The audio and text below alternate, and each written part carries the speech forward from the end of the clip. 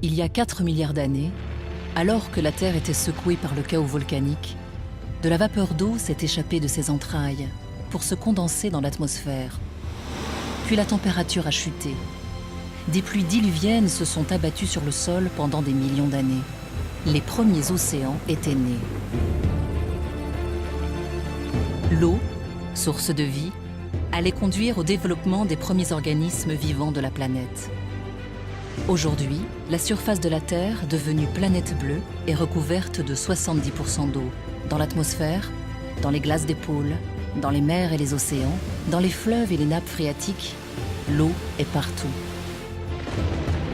Mais la plupart de cette eau est salée ou inaccessible. L'eau douce, celle dont nous avons besoin pour vivre, représente à peine 1/100 de toute l'eau de la Terre. Une minuscule gouttelette dans un océan liquide.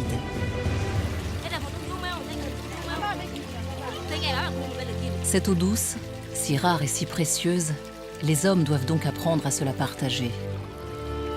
Face aux inégalités entre pays riches et pays pauvres et à l'augmentation de la population mondiale, l'accès à l'eau potable est un enjeu majeur pour la planète. L'eau douce, richesse universelle que l'on pensait inépuisable, est devenue l'or bleu du XXIe siècle.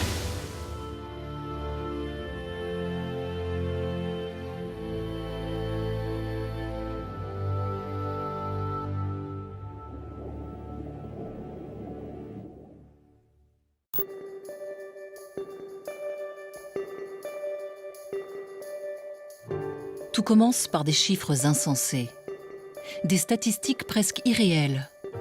Aujourd'hui, sur la Terre, un homme sur 7 ne dispose pas de l'eau potable dont il a besoin. Pire, 46% de la population mondiale n'a pas accès à l'eau courante et 4000 enfants meurent chaque jour d'une maladie causée par une eau de mauvaise qualité.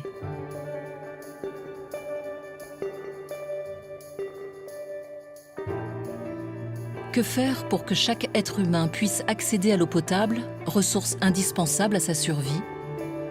Environnement, climat, pauvreté. Face à la pénurie, résoudre les problèmes d'accès à l'eau exige de prendre en compte de nombreux facteurs. Des hauts plateaux d'Amérique du Sud jusqu'au désert d'Afrique, en passant par les îles ou les mégalopoles, chaque lieu impose ses particularités.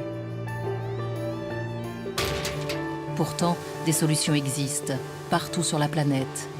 Des ingénieurs, des chercheurs, des inventeurs ont appris à traquer l'eau douce partout où elle se cache, à la purifier pour la rendre potable, à cultiver le sol sans la gaspiller. Notre histoire est celle de ces maîtres de l'eau qui se battent pour que le monde ne meure pas de soif.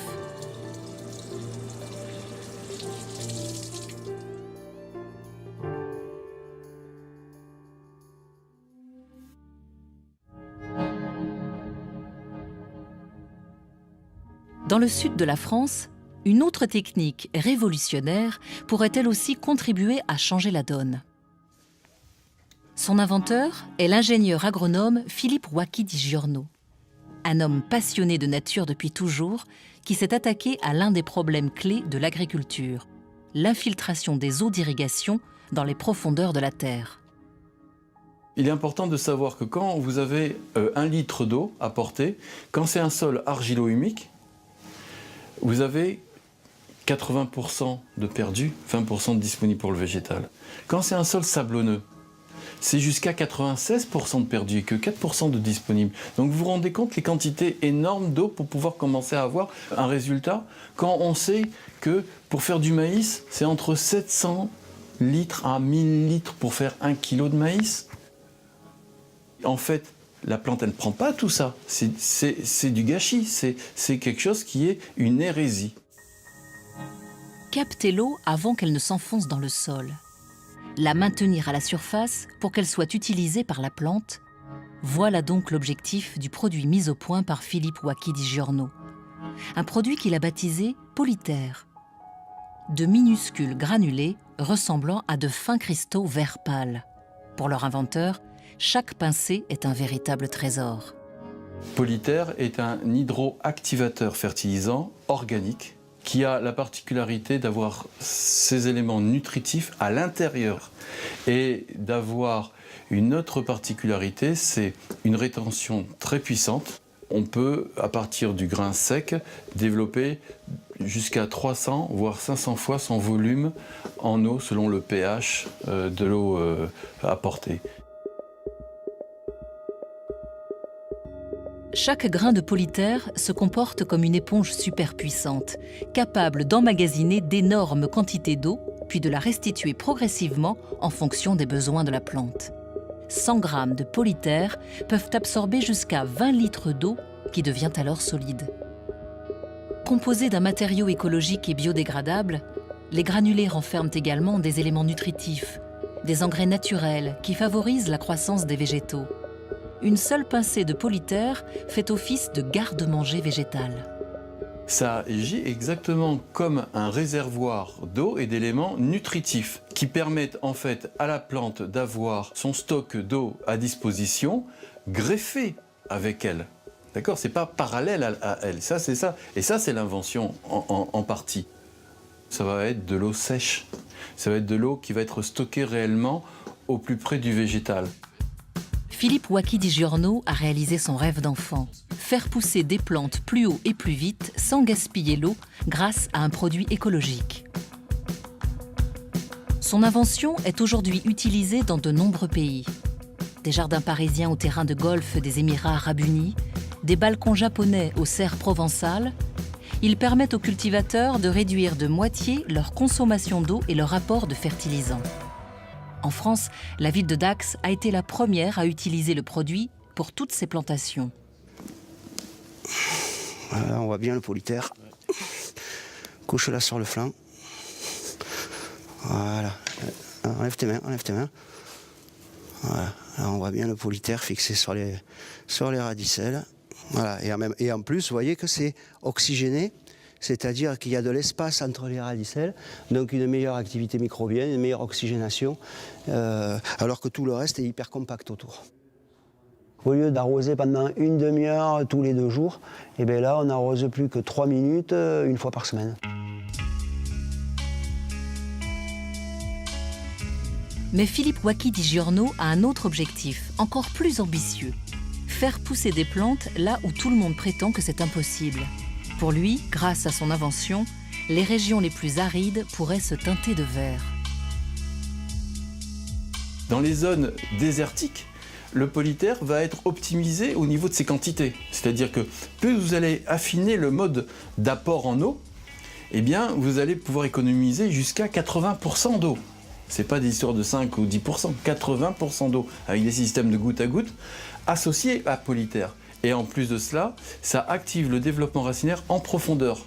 Donc les racines nodulées avec le polytère vont très très vite en profondeur. Ça veut dire que pour les campagnes de production forestière, de combat contre la désertification entre autres, c'est vraiment l'arme fatale si je puis dire. Cette arme a déjà prouvé son efficacité redoutable à l'autre bout du monde, en plein cœur de l'océan Pacifique. Ici, en Nouvelle-Calédonie, l'exploitation du nickel dans des mines à ciel ouvert a mis à nu les flancs des montagnes. Il y a quelques années, toutes ces mines-là ont été exploitées et les exploitants, ils ont laissé telles quelles. Hein. Et donc après, avec la pluie, les feux et tout, donc il y a eu toute la terre qui est partie à la rivière, à la mer. Hein.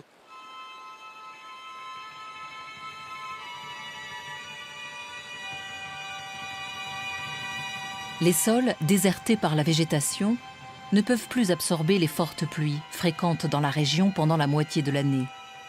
Dès qu'il pleut, l'eau dévale les pentes à toute vitesse et charrie jusqu'à l'océan de la terre chargée en restes de nickel. Ce ruissellement ravage les sols et pollue dangereusement les eaux du lagon. Marilyn Chensan est pépiniériste à Nouméa, en charge d'un programme public de reforestation. Depuis 4 ans, elle utilise le polytère pour replanter des arbres sur les pentes de ces zones dévastées. Les racines des jeunes pousses se développent alors en profondeur.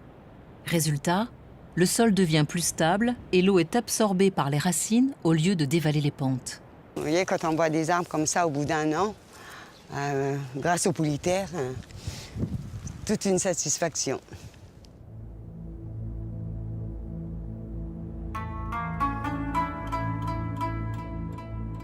Des pentes érodées de Nouvelle-Calédonie au verger d'Égypte, des jardins du roi au Maroc aux villages désertiques du Sahel, le Politaire se développe dans toutes les régions arides du monde.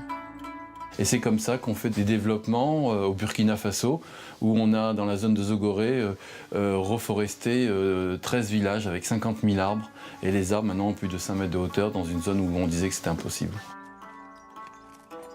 Au Sénégal, maintenant, bon, il y a des gros programmes avec Politaire, mais ce qui est important de savoir, c'est qu'avant, avec une quantité donnée de semences de tomates et une quantité d'eau, ils faisaient 400 kg de vilaines tomates.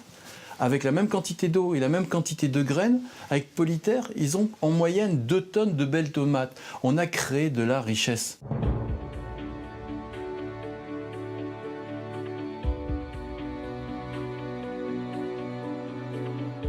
Au Sahel, certains surnomment déjà Philippe l'homme qui fertilise les déserts. Demain, son Politaire permettra peut-être de résoudre en partie le problème du manque d'eau en agriculture.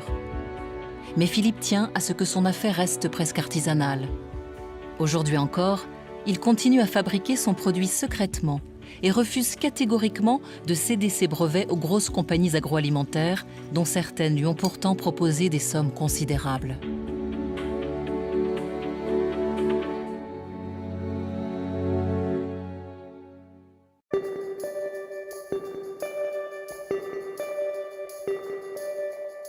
Sous toutes les latitudes, dans les régions isolées comme au cœur des grandes villes, partout, des hommes et des femmes s'engagent pour faire de l'eau douce une richesse accessible à tous.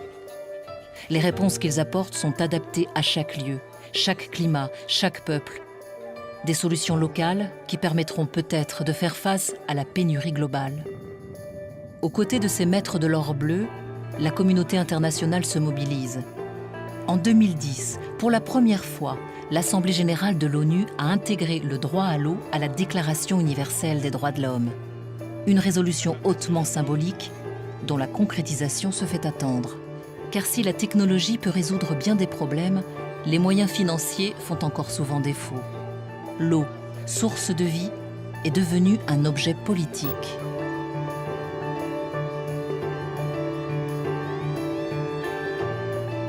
Aujourd'hui, au XXIe siècle, chaque être humain de la planète pourrait avoir accès à l'eau potable dont il a besoin.